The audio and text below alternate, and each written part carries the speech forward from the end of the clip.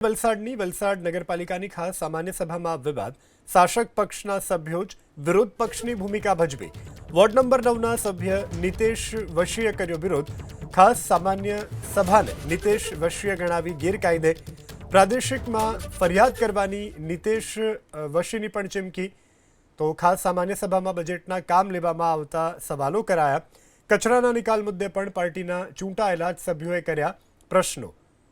તો જે રીતે આ પરિસ્થિતિનું નિર્માણ થયું વલસાડમાં નગરપાલિકાની જે ખાસ સામાન્ય સભા મળી હતી તેમાં વિવાદ થયો છે અને પક્ષના લોકો જ વિપક્ષની ભૂમિકા ભજવતા જોવા મળ્યા